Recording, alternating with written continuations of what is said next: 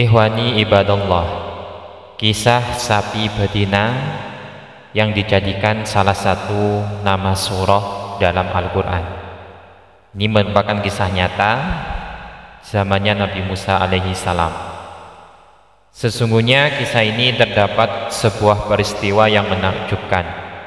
Dahulu kala ada seorang yang kaya raya keturunan Bani Israel. Ia tidak memiliki sanak kerabat kecuali seorang keponakan miskin yang tidak mendapatkan warisan dari keluarganya. Melihat lamanya kematian sang paman, anak itu tidak sabar dan berhasrat buruk padanya. Ia membunuh pamannya untuk menguasai harta kekayaannya. Ia membawanya ke desa sebelah dan membunuhnya di tempat tersebut. Kemudian ia berpura-pura ingin menuntut balas pembunuhnya. Penduduk sekitar merasa iba dengannya. Mereka mendatangi Nabi Musa alaihi salam untuk memintanya berdoa pada Allah. Hal itu mereka lakukan agar Allah menolong anak itu dengan menunjukkan pembunuh pamannya.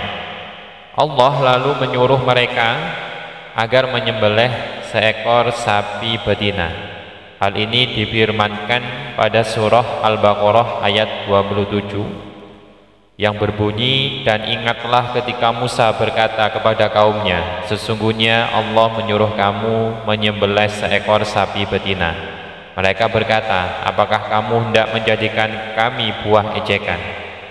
Mereka mengira bahwa Nabi Musa telah mengejeknya, namun ia meyakinkan mereka dan berkata, aku berlindung kepada Allah agar tidak menjadi salah seorang dari orang-orang yang jahil. Quran Surah Al-Baqarah ayat 27. Maksudnya orang yang mengejek orang-orang yang beriman kepada Allah. Setelah mereka yakin bahwa perintah itu datangnya berasal dari Allah, mereka meminta Nabi Musa menyebutkan ciri-cirinya. Dalam hal ini sebenarnya terdapat hikmah yang amatlah besar. Itu semua karena adanya seorang laki-laki soleh dari Bani Israel yang memiliki bayi kecil. Ia memiliki sebuah hewan yang dibawanya ke sebuah hutan. Ia berdoa, ya Allah, aku titipkan hewan ini padamu untuk anakku kelak apabila telah dewasa. Kemudian orang itu meninggal dunia, sedang hewan itu berada di hutan tersebut hingga bertahun-tahun. Hewan itu adalah seekor sapi betina. Setiap ada yang melihatnya, sapi itu lari menghindarinya. Setelah anaknya tumbuh dewasa, ia menjadi anak yang soleh dan berbakti pada orang tuanya. Ia membagi hari menjadi 3 waktu, sepertiga untuk sholat, sepertiga untuk tidur, dan sepertiga sisanya untuk ibunya. Pada pagi hari, ia pergi ke pasar untuk menjual kayu. Hasilnya ia sedekahkan sepertiganya, sepertiga yang lain untuk makan, dan sepertiga sisanya untuk ibunya. Pada suatu hari ibunya berkata, sesungguhnya ayahmu telah mewariskan bagimu seekor hewan yang dititipkan pada Allah di hutan. Carilah hewan itu. Tanda-tandanya ialah apabila kamu melihatnya, kamu mengira bahwa sinar matahari keluar darinya. Ia disebut mudhibah, yang berwarna keemas-emasan karena keindahan dan kejernihan kulitnya. Jika kamu menemukannya, panggillah dengan nama Rob Ibrahim, Ismail, dan Ishak, maka ia akan mendekatimu. Ia kemudian menjalankan apa yang ditugaskan ibunya. Ketika melihatnya, ia berteriak, aku membutuhkanmu dengan nama Rob Ibrahim, Ismail, dan Yakub. Sapi betina ini mendekatinya. Ia kemudian dibawa dan dipegang talinya. Tiba-tiba dengan izin Allah, sapi ini berbicara, wahai pemuda yang berbakti pada orang tuanya, naiklah ke pundakku, niscaya hal itu akan meringankanmu. Pemuda itu menjawab, ibuku tidak menyuruhku berbuat demikian.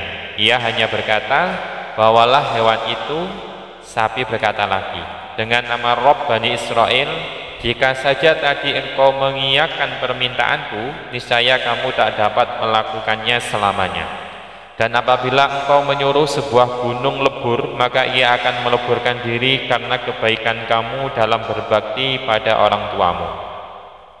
Kemudian pemuda itu kembali kepada ibunya dengan membawa sapi yang telah disebutkannya. Ibunya berkata, "Kita ini miskin, kamu mencari kayu dan menjualnya di siang hari, sedang pada malam harinya kamu bangun malam. Pergilah dan juallah sapi ini." Sang anak bertanya, "Berapa harga penjualannya?" Ibunya berkata, "Juallah 3 dinar dengan syarat harus melalui izin dariku." Pemuda ini lalu bergegas ke pasar untuk menjual sapi tersebut. Allah kemudian mengutus seorang malaikat untuk menguji seberapa besar budi pekertinya, kemampuannya, dan baktinya pada orang tua.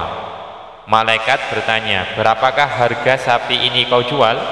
Pemuda berkata, 3 dinar dengan syarat mendapat izin dari ibuku. Malaikat berkata, "Bagaimana jika aku beli 6 dinar tapi tanpa izin dari ibumu?" Pemuda ini menjawab, "Walaupun engkau memberiku sebongkah emas, aku tak akan memberikannya kecuali dengan izin ibuku." Ia kemudian kembali pada ibunya dan memberitahu kejadian yang ada. Ibunya berkata, "Kembalilah dan juallah hewan itu 6 dinar dengan syarat ada izin dariku." Ia kembali lagi ke pasar dan menemui malaikat. Malaikat berkata, "Apakah ibumu telah mengizinkannya untukku?" Anak itu menjawab, "Ia menyuruhku untuk menjualnya dengan harga 6 dinar dan dengan izinnya." Malaikat berkata, "Aku akan memberimu 12 dinar tanpa izin ibumu." Pemuda itu menolaknya. Ia kembali lagi kepada ibunya dan mengabarkan harga tersebut. Ibunya berkata, "Sesungguhnya orang yang mendatangimu itu adalah malaikat yang menjelma menjadi anak Adam untuk mengujimu. Jika kamu menemuinya kembali, maka tanyakanlah padanya, apakah kamu membawa kabar pada kami untuk menjual sapi betina ini atau tidak?" Malaikat berkata, "Pergilah ke ibumu dan katakan untuknya agar tidak menjualnya karena Musa bin Imran akan datang membelinya." Hal itu ia lakukan untuk mencari tahu kasus kematian seorang dari Bani Israel, dan janganlah menjualnya kecuali dengan harga yang sepantasnya atau mahal. Allah menakdirkan atas penyembelihan sapi milik pemuda tadi. Hal itu karena sesuai dengan ciri-ciri yang telah disebutkan Nabi Musa atas kaumnya. Kaum Bani Israel itu membelinya dan menyembelihnya. Kemudian sebagian anggota badan sapi itu dipukulkan pada mayat orang kaya tersebut sebagaimana Allah perintahkan. Mayat ini kembali hidup atas izinnya dan berkata, "Aku dibunuh oleh fulan." Setelah ia menyatakan pembunuhnya, ia jatuh dan kembali pada kondisi semula, meninggal dunia. Adapun pembunuhnya yang ternyata keponakannya sendiri tidak berkah atas harta warisan pamannya. Wallahu a'lam bishihati hadhihi hikayah.